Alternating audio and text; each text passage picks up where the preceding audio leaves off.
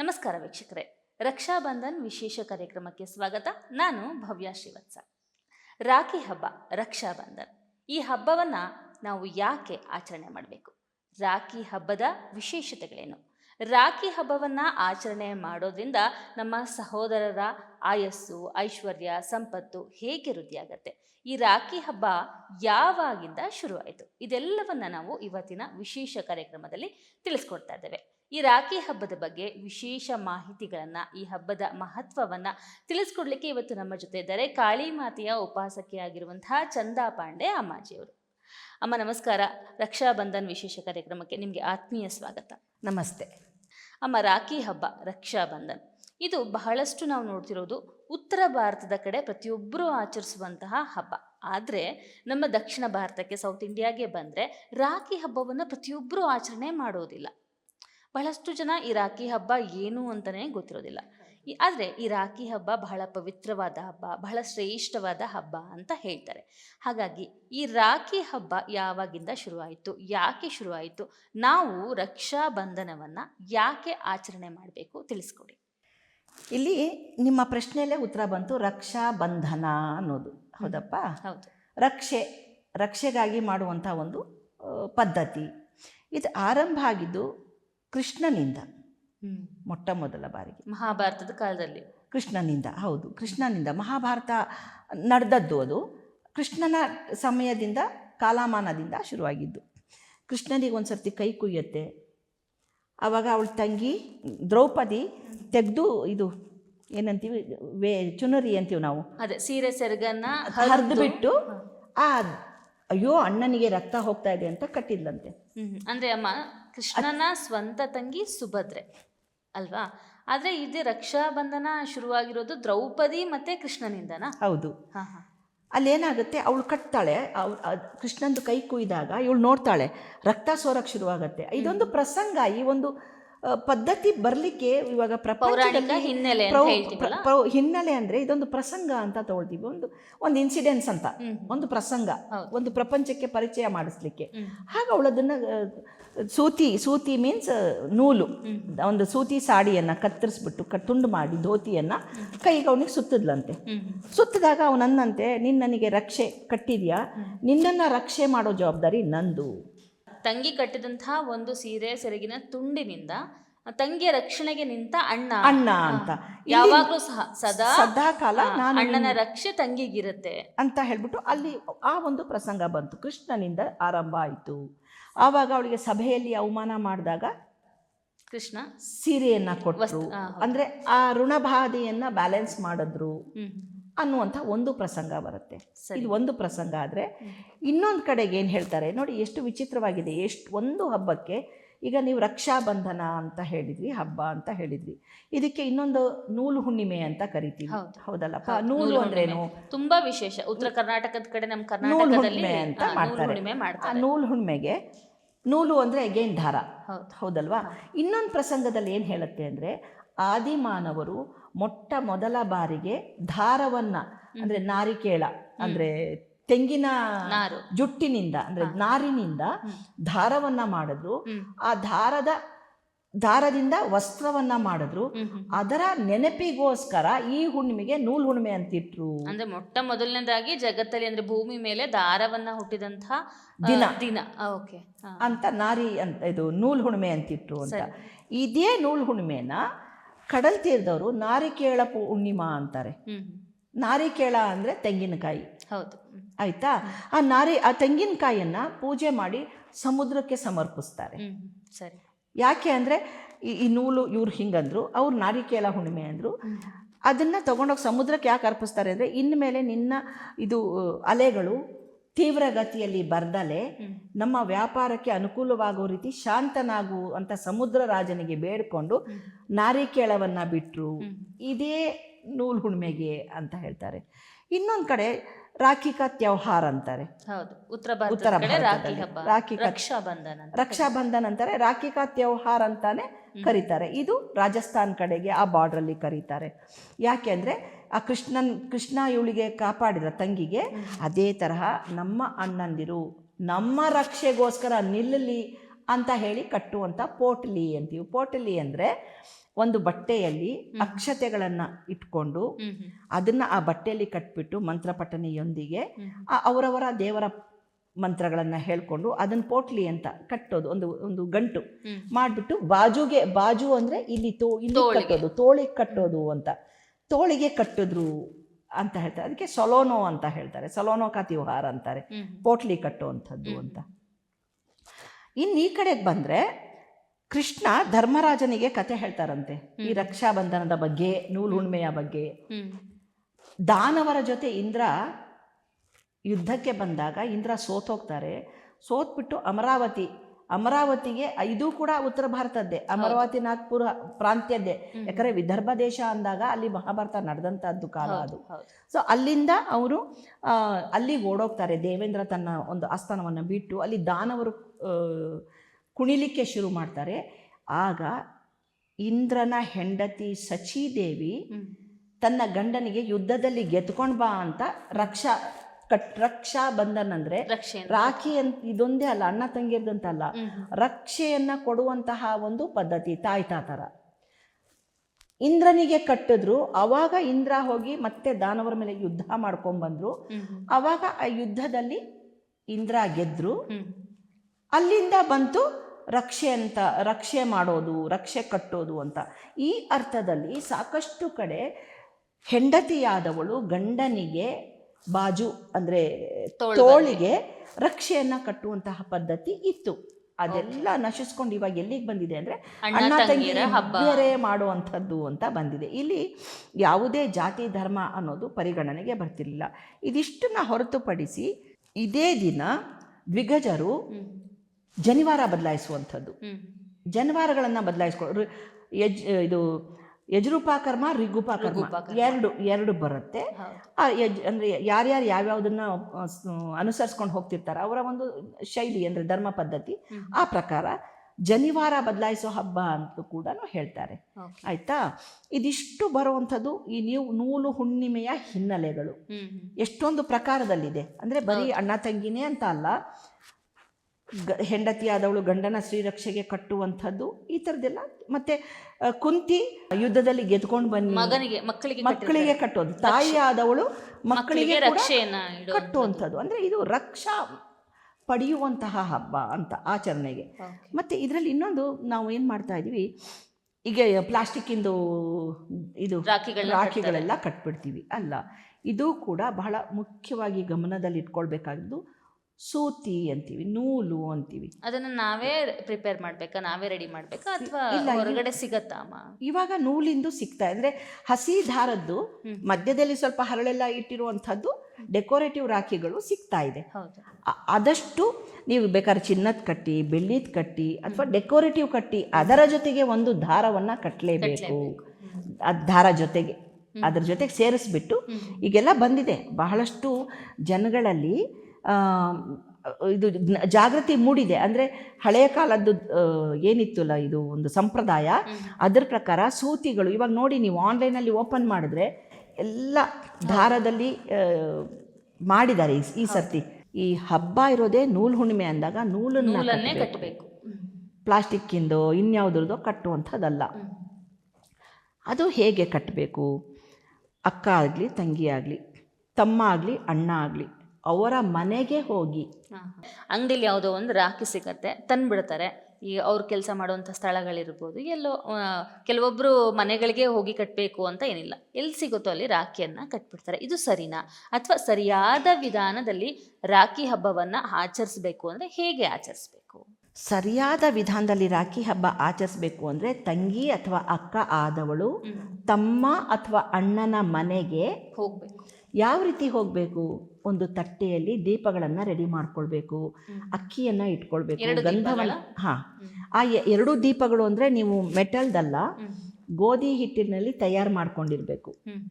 ಗೋಧಿ ಹಿಟ್ಟು ನಾವು ಚಪಾತಿ ಕಲಿಸೋ ಥರ ಕಟ್ಬಿಟ್ಟು ಒಂದು ಒಳ್ಳ ಅಂತೀವಿ, ಒಂದು ರೌಂಡ್ ಬಾಟಲ್ ಥರ ಮಾಡಿಕೊಂಡು ತುಪ್ಪದಲ್ಲಿಯೋ ಎಣ್ಣೆಯಲ್ಲೋ ಅದ್ದಿದ ಬತ್ತಿಗಳನ್ನು ಇಟ್ಕೊಂಡು ಅದರ ಮುಂದೆ ಒಂದು ಸೂರ್ಯ, ಒಂದು ಚಂದ್ರ, ಗೋಧಿ ಹಿಟ್ಟಲ್ಲೇ ಅದನ್ನು ಮಾಡಿಕೊಂಡು ತಟ್ಟೆಯಲ್ಲೆಲ್ಲ ರೆಡಿ ಮಾಡಿ ಇಟ್ಕೊಂಡ್ಬಿಟ್ಟು ಅಣ್ಣ ಅಥವಾ ತಮ್ಮನ ಮನೆಗೆ ಹೋಗಬೇಕು.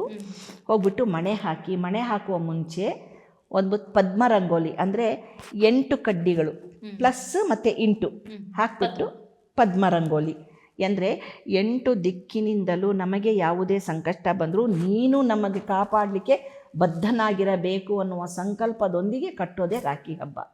ಅಣ್ಣ ಆದವನು, ತಮ್ಮ ಆದವನು ಅಕ್ಕ ತಂಗಿಯರಿಗೆ ರಕ್ಷೆಯನ್ನು ಕೊಡುವಂಥದ್ದು. ಅವರ ಅಂದರೆ ಸುಖ ಜೀವನ, ಅವರ ಮಾನ ಮರ್ಯಾದೆಗಳನ್ನು ಕಾಪಾಡಲಿಕ್ಕೆ ನಾನು ಬದ್ಧನಾಗಿರ್ತೀನಿ ಅಂತ ತಗೊಳ್ಳುವಂಥ ಒಂದು ಪ್ರಣ.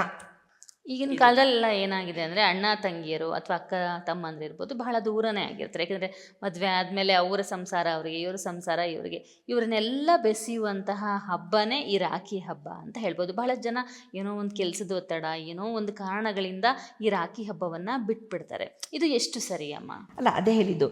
ಈಗ ತಂಗಿ ಮನೆಗೆ ಹೋದ್ಮೇಲೆ ಮಣೆ ಹಾಕಿ ಮಣೆ ಮೇಲೆ ಕೂರಿಸಿ ತಮ್ಮನಿಗೆ, ತಮ್ಮ ಅಥವಾ ಅಣ್ಣನ ಹಣೆಗೆ ಫಸ್ಟ್ ಗಂಧವನ್ನು ಇಟ್ಟು ಅದರ ಮೇಲೆ ಅಕ್ಕಿಯನ್ನು ಅಂಟಿಸ್ಬಿಟ್ಟು ತದನಂತರ ಸಿಹಿಯನ್ನು ತಿನ್ನಿಸಿ ಆಮೇಲೆ ರಾಖಿಯನ್ನು ಕಟ್ಟಿಬಿಟ್ಟು ಆ ಹಣತೆ ತಗೊಂಡು ಹೋಗಿರ್ತೀವಲ್ಲ ಅದಕ್ಕೆ ಬೆಳಗಿಸ್ಬಿಟ್ಟು ಸೂರ್ಯ ಚಂದ್ರರಿರುವ ತನಕ ನಿನ್ನ ಆಯುಷ್ಯು, ಅಂತಸ್ತು, ಆರೋಗ್ಯ, ಸಂಸಾರ, ಕುಟುಂಬ ಚೆನ್ನಾಗಿರಲಿ ಅಂತ ನಾನು ಅಪೇಕ್ಷಿಸ್ತೀನಿ. ಈ ಬೆಳಕಿದೆಯಲ್ಲ, ಈ ಬೆಳಕಿನ ಥರ ನೀನು ನನ್ನನ್ನು ಕಾಪಾಡಬೇಕು ಅಂತ ಹೇಳಿಬಿಟ್ಟು ಮಂಗಳಾರತಿಯನ್ನು ಬೆಳಗ್ಬಿಟ್ಟು ಅದಿರುತ್ತಲ್ಲ ಹಿಟ್ಟಿಂದು ಪದಾರ್ಥ, ಅದನ್ನು ಇರುವೆ ಗೂಡಿಗೆ ಇಡುವಂಥದ್ದು. ಆ ಹಿಟ್ಟು ಇರುವೆ ತಿನ್ನಬೇಕು. ಇರುವೆನೇ ಇಲ್ಲಪ್ಪ, ಎಲ್ಲ ಕಡೆ ಸಿಮೆಂಟ್ ಆಗ್ಬಿಟ್ಟಿದೆ, ನಮಗೆ ಸಿಗೋದೇ ಇಲ್ಲಪ್ಪ ಅಂದರೆ ಕಾಯೋ ಹಂಗಿರಲ್ಲ, ಒಂದು ಬಕೆಟ್ ನೀರಲ್ಲಿ ಅದನ್ನು ವಿಸರ್ಜನೆ ಮಾಡಬೇಕು. ಎಲ್ಲೆಲ್ಲೋ ಇಡೋ ಹಂಗಿರಲ್ಲ. ಇದು ಒಂದು ಪದ್ಧತಿ. ಇನ್ನು ನೀನು ಕೇಳಿದೆ ಅಪ್ಪ, ಈಗ ಎಲ್ಲೋ ಇರ್ತಾರೆ, ಅವ್ರವ್ರ ಸಂಸಾರ ಅವ್ರವ್ರ ಇದು. ಆದರೆ ವರ್ಷಕ್ಕೆ ಒಂದು ದಿನ ಬರೋದ್ರಿಂದ ಆ ಒಂದು ದಿನ ಆ ಹೆಣ್ಮಗಳು ಬರುವ ಪ್ರಯತ್ನ ಮಾಡಬೇಕು. ಆಯಿತಾ? ಅಣ್ಣ ತಮ್ಮಂದಿರ ಮನೆಗೆ ಇಲ್ಲಿ ಬಾಂಧವ್ಯಗಳನ್ನು ಜೋಡಣೆ ನೆನಪಿಸುವಂಥದ್ದು, ಕರ್ತವ್ಯ ಜವಾಬ್ದಾರಿಗಳನ್ನು ನೆನಪಿಸುವ ಹಬ್ಬ ಇದು.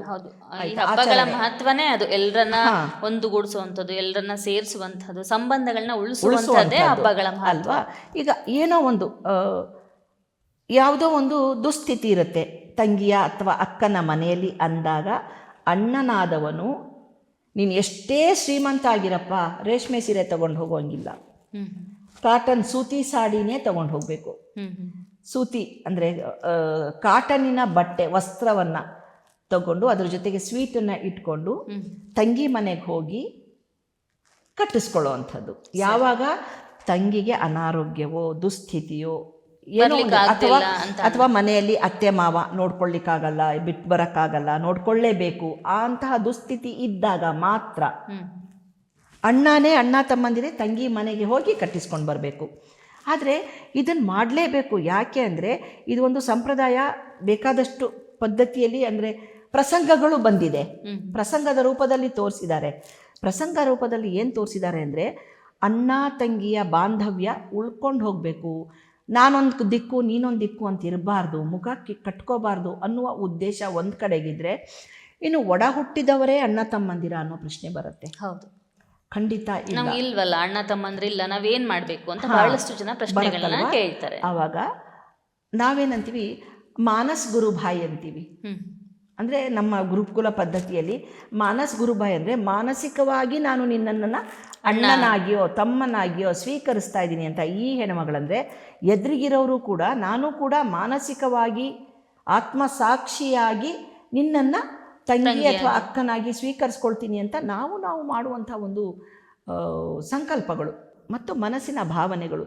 ಈ ಭಾವನೆಗಳೊಳಗೂಡಿ ಭಾವನೆಗಳೊಂದಿಗೆ ಆಚರಿಸುವ ಹಬ್ಬನೇ ನೂಲು ಹುಣ್ಣಿಮೆ, ನಾರಿಕೇಳ ಹುಣ್ಣಿಮೆ, ರಕ್ಷಾಬಂಧನ ಅಥವಾ ಉಪಕರ್ಮ ಅಂತೀವಿ, ಯಜುರುಪಕರ್ಮ, ಇದು ಉಪಕರ್ಮ, ಜನವರ ಬದಲಾಯಿಸೋ ಹಬ್ಬ ಅಂತೀವಿ.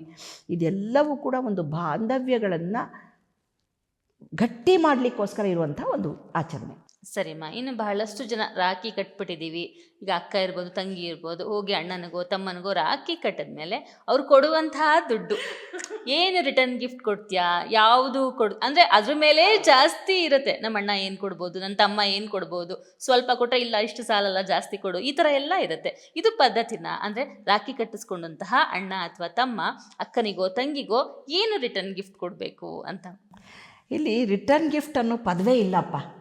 ಅವ್ನು ರಿಟರ್ನ್ ಗಿಫ್ಟ್ ಏನು ಕೊಡಬೇಕಂದ್ರೆ ತಂಗಿಯ ಕೊನೆ ಉಸಿರಿನ ತನಕ, ಅಕ್ಕನ ಕೊನೆಯ ಉಸಿರಿನ ತನಕ ನಿನ್ನನ್ನು ಒಂದು ಬಾಡಿಗಾರ್ಡ್ ಥರ ನಾನು ಕಾಪಾಡ್ತೀನಿ ಎನ್ನುವ ಒಂದು ಭರವಸೆನೇ ಅವಳಿಗೆ ಗಿಫ್ಟು. ಈಗ ಏನಾಗಿದೆ ಅಂದರೆ, ನಾನು ಇದಕ್ಕೆ 50 ರೂಪಾಯಿ ಖರ್ಚು ಮಾಡಿದ್ದೀನಿ, ನನಗೆ 100 ರೂಪಾಯಿ ಕೊಡಲೇಬೇಕು, ಅಣ್ಣ ಆದವನು ತಮ್ಮ ಆದವನು ಅಂತ ಅಲ್ಲಿ ಕಮರ್ಷಿಯಲ್ ಸೇರಿಸ್ಕೊಂಡ್ಬಿಟ್ಟಿದ್ದಾರೆ. ಆಯಿತಾ?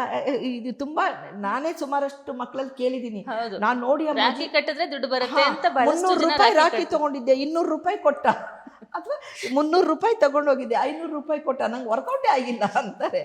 ಖಂಡಿತ ಈ ಪದಗಳನ್ನು ಬಳಸಬೇಡಿ. ಅಣ್ಣ ಅಥವಾ ತಮ್ಮನ ಶ್ರೀರಕ್ಷೆ, ನಮ್ಮ ಬೆನ್ನ ಹಿಂದೆ ಕಾವಲು ಅಂತ ಇರುತ್ತಲ್ಲ, ಬೆಂಗಾವಲು, ಅದೇ ನಮಗೆ ಪರಮ ದೊಡ್ಡ ಗಿಫ್ಟ್. ಆ ಗಿಫ್ಟಿಗೆ ಬೆಲೆ ಕಟ್ಟಕ್ಕೆ ಆಗಲ್ಲ. ಆ ನಿಜವಾದ ಪ್ರೀತಿ, ಆ ಬಾಂಧವ್ಯ, ಅದನ್ನು ಕೊಡು ಅಂತ ಹೆಣ್ಮಕ್ಳು ಕೇಳಬೇಕೇ ಹೊರತು ಗಿಫ್ಟ್ ಕೊಡು, ಕಾರ್ ಕೊಡಿಸು, ಸೈಕಲ್ ಕೊಡಿಸು ಕೇಳಬಾರ್ದು. ಅದು ಈ ಹಬ್ಬದ ಅರ್ಥ ಅಲ್ಲ ಅದು. ಬಟ್ ಇವಾಗ ಅಫ್ಕೋರ್ಸ್ ಈಗಿನ ಮಕ್ಕಳು ಬೆಳೆದಿದ್ದಾರೆ ಆ ಥರ, ತಮಾಷೆ ಕೇಳಿಕೊಂಡು ಹಠ ಮಾಡಿ ಒಂದು ಅಧಿಕಾರದಿಂದ ಇಸ್ಕೊಳ್ಳೋದು ಬೇರೆ. ಆದರೆ ಈ ಹಬ್ಬಕ್ಕೆ ಅದು ಲಾಗು ಅಲ್ಲ. ನಾವು ಕೇಳಬೇಕಾಗಿರೋದು, ನನ್ನ ಕೊನೆ ಉಸಿರಿರೋ ತನಕ ನನ್ನನ್ನು ಸಂರಕ್ಷಿಸೋ, ನನ್ನ ಕಷ್ಟದಲ್ಲಿ ಸಹಭಾಗಿಯಾಗಿ ಬೆನ್ನೆಲುಬಾಗಿ ನಿಂತ್ಕೊಳ್ಳೋ ಅಂಥ ಆಶೀರ್ವಾದವನ್ನು ಕೊಡುವಂಥ ಕಾಲಿಗೆ ಬೀಳುವಂಥದ್ದು. ಸರಿ ಅಮ್ಮ. ಬಹಳಷ್ಟು ಮನೆಗಳಲ್ಲಿ ಅಣ್ಣ ತಮ್ಮ ಅಕ್ಕ ತಂಗಿ ಇರ್ತಾರೆ. ಅವ್ರ ಮನೆಗಳಲ್ಲಿ ಅಂದರೆ ಮದುವೆ ಆಗಿದ್ರೆ ಅಣ್ಣನ ಮನೆಗೋ ತಮ್ಮನ ಮನೆಗೋ ಹೋಗಿ ರಾಖಿ ಹಬ್ಬವನ್ನು ಆಚರಣೆ ಮಾಡ್ತಾರೆ. ಬಹಳಷ್ಟು ಮನೆಗಳಲ್ಲಿ ಪುಟ್ಟ ಪುಟ್ಟ ಮಕ್ಕಳಿಗೆ ರಾಖಿ ಹಬ್ಬವನ್ನು ಆಚರಣೆ ಮಾಡಿಸ್ತಾರೆ. ಅದರಲ್ಲೂ ಈಗ ಅಣ್ಣ ತಂಗಿ ಇಲ್ಲ ಅಂದರೆ ಅಕ್ಕ ತಂಗಿ ಇದ್ರೇನೆ ಅವರಲ್ಲೇ ರಕ್ಷಾಬಂಧನವನ್ನು ಮಾಡಿಸೋದು ಕೆಲವು ಕಡೆ ನಾವು ನೋಡಿದ್ದೀವಿ. ಇದು ಎಷ್ಟು ಮಟ್ಟಿಗೆ ಸರಿ? ಪುಟ್ಟ ಮಕ್ಕಳಿಗೆ ರಕ್ಷಾಬಂಧನವನ್ನು ನಾವು ಮನೆಯಲ್ಲಿ ಹೇಗೆ ಆಚರಣೆ ಮಾಡಿಸ್ಬೇಕು? ಈಗ ಅಕ್ಕ ತಂಗಿ ಇದ್ದರೆ ಅವರು ಕೂಡ ರಕ್ಷಾಬಂಧನವನ್ನು ಆಚರಣೆ ಮಾಡ್ಕೊಳ್ಬಹುದಾ ಅಂತ? ಖಂಡಿತ ಮಾಡ್ಕೊಳ್ಬೋದು. ಇಲ್ಲಿ ಪ್ರೀತಿಯ ಗಂಟುಗಳು ಅಂತ ಹೇಳ್ತೀವಿ.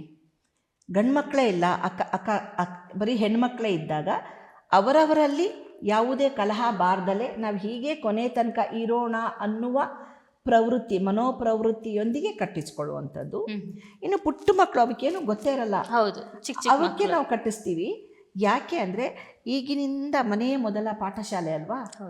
ಈಗಿನಿಂದ ಅವರಿಗೆ ನೋಡು, ಇದು ನಿಮ್ಮ ಅಕ್ಕ, ಅಥವಾ ಇದು ನಿಮ್ಮ ಅಣ್ಣ, ಅಥವಾ ಇದು ನಿನ್ನ ತಮ್ಮ, ಇದು ನಿನ್ನ ತಂಗಿ ಅನ್ನುವ ಬಾಂಧವ್ಯವನ್ನು ಕಟ್ಟಿಸುವಾಗ, ನೋಡು ಇವ್ರಿಗೆ ನೀನು ಏನೇ ಆದರೂ ನೀನು ಇವರಿಗೆ ಕಾಯಬೇಕು, ಇವಳು ನಿನ್ನ ನಮ್ಮ ನಂತರ ನೀನೇ ಇವ್ರಿಗೆ ತಂದೆ ತಾಯಿ. ಆ ಮನೋಸ್ಥಿತಿಯ ಸಹೋದರಿಯರೇ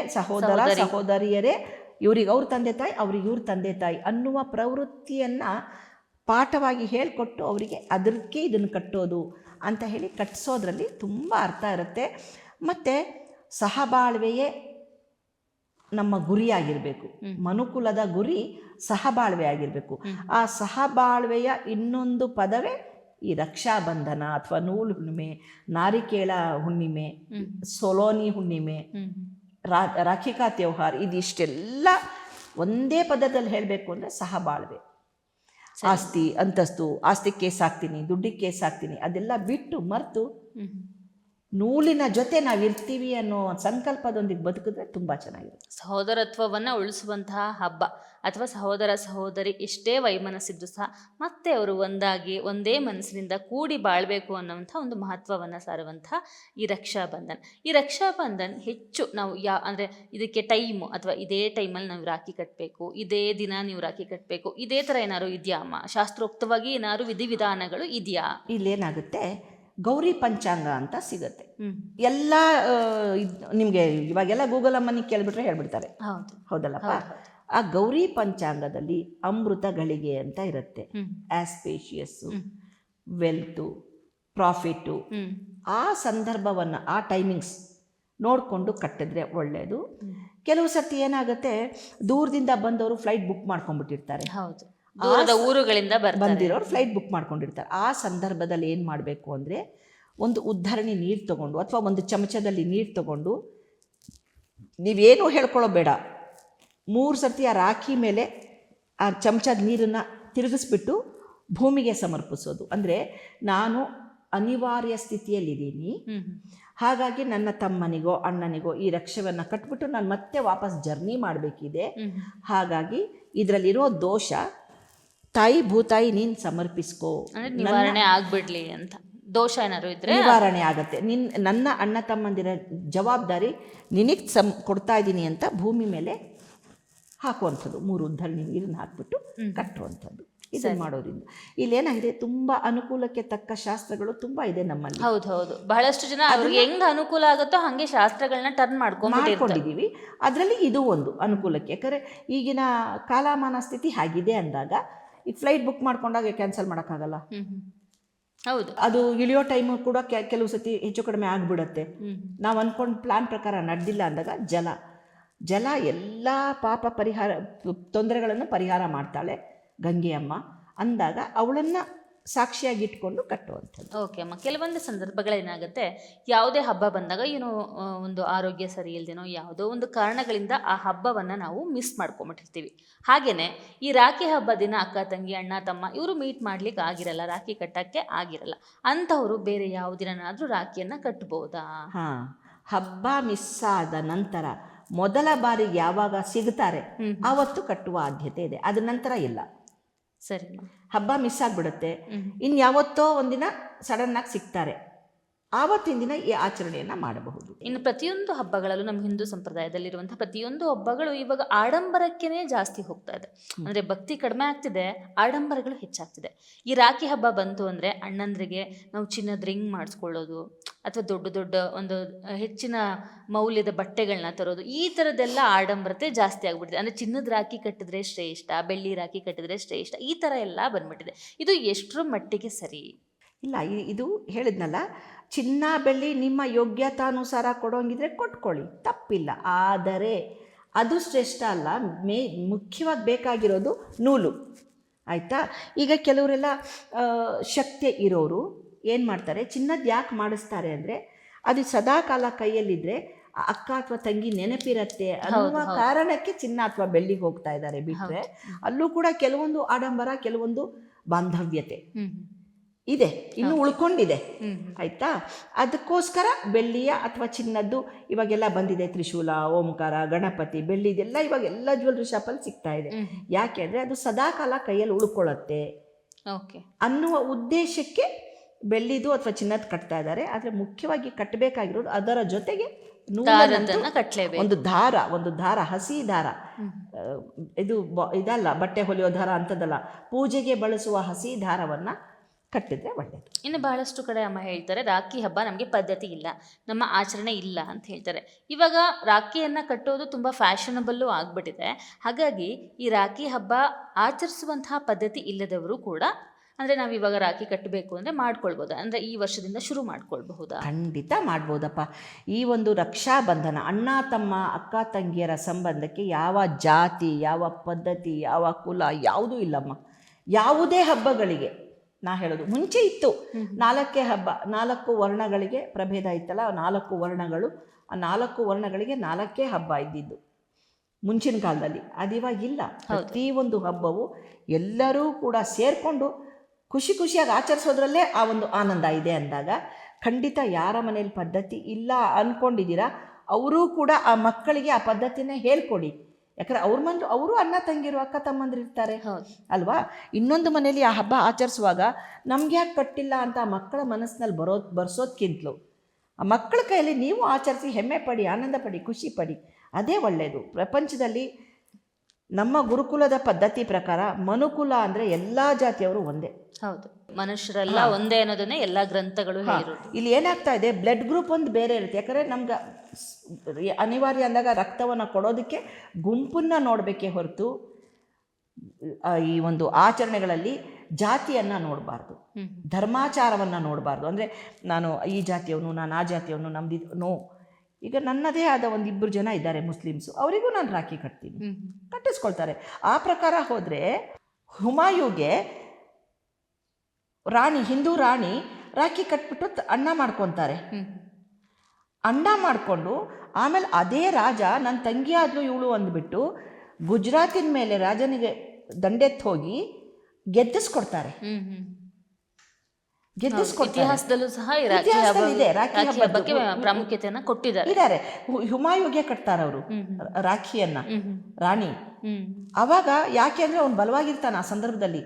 ಅದಕ್ಕೆ ಕಟ್ಬಿಟ್ಟು ಅವರು ದಂಡೆತ್ತಿ ಹೋದಾಗ ಇವರಿಗೆ ಗುಜರಾತಿಗೆ ಹುಮಾಯು ಗುಜರಾತ್ ರಾಜನ ಮೇಲೆ ಹೋಗ್ಬಿಟ್ಟು ಯುದ್ಧ ಮಾಡಿ ಗೆಲ್ಲಿಸ್ಕೊಡ್ತಾರೆ ಅನ್ನೋದು ಹಿಸ್ಟ್ರಿಯಲ್ಲಿ ಬರುತ್ತೆ. ಹೌದು. ಅಂದರೆ ಅರ್ಥ ರಾಖಿ ಒಂದು ಬರೀ ದಾರ ಅಲ್ಲ, ಕರ್ತವ್ಯ ಬದ್ಧನಾಗಿರ್ತೀನಿ ಅನ್ನುವ ಒಂದು ಪ್ರಮಾಣ ವಚನ. ಅಂದ್ರೆ ಅಣ್ಣ ತಂಗಿಗೆ ಕೊಡುವಂತಹ ಒಂದು ಪ್ರಮಾಣ ವಚನ. ಅಣ್ಣ ತಂಗಿ ಇರ್ಬೋದು, ತಂಗಿನೂ ಅಷ್ಟೇ ಅಧಿಕಾರಯುತವಾಗಿ ಇಲ್ಲ ನೀನು ನನಗೆ ಅಣ್ಣ, ನೀನು ನನ್ನ ರಕ್ಷೆಯನ್ನ ಮಾಡಬೇಕು ಅಂತ ಕೇಳುವಂತಹ ಹಬ್ಬ. ಅಂದ್ರೆ ತಮ್ಮ ತಮ್ಮ ಪ್ರೀತಿಯ ಅಧಿಕಾರಗಳನ್ನ ಚಲಾಯಿಸುವ ಹಬ್ಬ. ಹೇಗೆ ನಾವು ಒಂದು ಡಾಕ್ಟರ್ ಆದರೆ ನಾನು ಇದನ್ನ ನಿಸ್ವಾರ್ಥವಾಗಿ ನಾನು ನನ್ನ ಒಂದು ಉದ್ಯೋಗವನ್ನು ಮಾಡ್ತೀನಿ ಅಂತ ಹೇಳ್ತಾರೆ, ಸರ್ವಿಸ್. ಅದೇ ಥರ ಪೊಲೀಸ್ ಡಿಪಾರ್ಟ್ಮೆಂಟ್, ಯಾವುದೇ ಡಿಪಾರ್ಟ್ಮೆಂಟ್ ಅಂತ ತಗೊಂಡ್ರು ಪ್ರಮಾಣ ವಚನ ಅಂತ ಇರುತ್ತೆ. ಅದೇ ತರಹ ಧಾರ್ಮಿಕತೆಯಲ್ಲಿ ಇವೆಲ್ಲ ಪ್ರಮಾಣ ವಚನಗಳು. ಪ್ರತಿಯೊಂದು ರಥಾಚರಣೆ ಇರ್ಬೋದು, ಹಬ್ಬಾಚರಣೆ ಇರ್ಬೋದು, ಎಲ್ಲವೂ ಪ್ರಮಾಣ ವಚನಗಳು. ಇದರೆಲ್ಲ ನಾವು ನೋಡೋದು, ಮುಖ್ಯವಾಗಿ ನೋಡೋದೇನು ಗೊತ್ತಾ? ಅನುಬಂಧ. ಅನುಬಂಧದ ಒಂದು ಎಳೆಯ ಆಚರಣೆಗಳು. ಅದನ್ನು ಹೊರತುಪಡಿಸಿ ಇನ್ನೇನೂ ಇಲ್ಲಮ್ಮ ಇಲ್ಲಿ. ಸರಿ ಅಮ್ಮ, ರಾಖಿ ಹಬ್ಬದ ಬಗ್ಗೆ ಎಲ್ಲ ಮಾಹಿತಿನ ತಿಳಿಸ್ಕೊಟ್ಟಿದ್ದೀರಾ. ಇನ್ನು ಕೊನೆಯದಾಗಿ ನಾನು ಹೇಳೋದಂದರೆ, ಇವತ್ತು ರಾಖಿ ಹಬ್ಬ ಇದೆ ಅಂದಾಗ ಎಲ್ರಿಗೂ ಅಣ್ಣ ತಂಗಿ ಇರ್ಬೋದು, ಅಕ್ಕ ತಮ್ಮ ಇರ್ಬೋದು, ಇವರಿಗೆ ನೀವು ರಾಖಿ ಹಬ್ಬದ ದಿನ ಏನು ಹೇಳಲಿಕ್ಕೆ ಇಷ್ಟಪಡ್ತೀರಾ? ಕೊನೆಯದಾಗಿ ಅವ್ರು ಏನು ಮಾಡಬೇಕು ಅಂತ ಹೇಳಿ. ಎಷ್ಟೋ ಜನ ಅಣ್ಣ ತಮ್ಮಂದರು, ಅಕ್ಕ ತಂಗಿಯರು ರಾಖಿ ಹಬ್ಬದ ದಿನ ನನಗಿವತ್ತೇನು ಇವಳಿಗೆ ಗಿಫ್ಟ್ ಕೊಡೋಕ್ಕಿಲ್ವಲ್ಲ ಅಂತ ಕೊರಗ್ತಾ ಇರ್ತೀರ. ಫಸ್ಟು ಆ ಗಿಫ್ಟಿನ ವಿಚಾರ ಬದಿಗಿಟ್ಟು, ನನ್ನ ತೋಳು ಬಲಾನೇ ನಿನಗೆ ದೊಡ್ಡ ಗಿಫ್ಟು ಅನ್ನೋದನ್ನು ಸಂಕಲ್ಪ ಮಾಡಿಕೊಂಡು ಆ ನೂಲನ್ನು ಕಟ್ಕೊಂಡು ಅನುಬಂಧಗಳನ್ನು ಹೆಚ್ಚಿಸ್ಕೊಂಡು ಇರುವಂತಹ ವೈಮನಸ್ಯಗಳನ್ನು ಕಡ್ದು ಹಾಕಿಬಿಟ್ಟು ಮುಂಬರುವ ಜೀವನದಲ್ಲಿ ಸಂತೋಷವಾಗಿರಿ ಅಂತ ಹಾರೈಸ್ತೀನಿ. ಸರಿ ಅಮ್ಮ, ಅಂದರೆ ಮಹಾಭಾರತದಿಂದ ಹಿಡಿದು ಈ ಕಲಿಯುಗದಲ್ಲೂ ಕೂಡ ಈ ರಕ್ಷಾ ಬಂಧನ್ ರಾಖಿ ಹಬ್ಬ ಅನ್ನೋದು ನಡೀತಾ ಇದೆ. ಈ ರಾಖಿ ಹಬ್ಬವನ್ನು ಹೀಗೆ ಮುಂದುವರಿಸ್ಕೊಂಡು ಹೋದರೆ ನಮ್ಮ ಸಂಬಂಧಗಳು, ವಿಶ್ವಾಸಗಳು ಉಳಿಯತ್ತೆ ಅಂತ ಹೇಳ್ತಿದ್ದೀರಾ. ಓಕೆ ಅಮ್ಮ, ಧನ್ಯವಾದ. ಇಷ್ಟು ಹೊತ್ತು ನಮ್ಮ ಕಾರ್ಯಕ್ರಮದಲ್ಲಿ ರಾಖಿ ಹಬ್ಬದ ವಿಶೇಷತೆ, ಪ್ರಾಮುಖ್ಯತೆ, ಹಿನ್ನೆಲೆ, ಹೇಗೆ ಆಚರಣೆ ಮಾಡಬೇಕು ಎಲ್ಲವನ್ನು ಸಹ ತಿಳಿಸ್ಕೊಟ್ಟಿದ್ದೀರಾ. ಧನ್ಯವಾದ. ನಮಸ್ತೆ. ನೋಡಿದ್ರಲ್ಲ ವೀಕ್ಷಕರೇ, ಇದಾಗಿತ್ತು ರಕ್ಷಾ ಬಂಧನ್ ವಿಶೇಷ ಕಾರ್ಯಕ್ರಮ. ನೋಡ್ತಾ ಇರಿ ಗ್ಯಾರಂಟಿ ನ್ಯೂಸ್, ಸುದ್ದಿ ಖಚಿತ, ನ್ಯಾಯ ನಿಶ್ಚಿತ. ಗ್ಯಾರಂಟಿ ನ್ಯೂಸ್, ಸುದ್ದಿ ಖಚಿತ, ನ್ಯಾಯ ನಿಶ್ಚಿತ.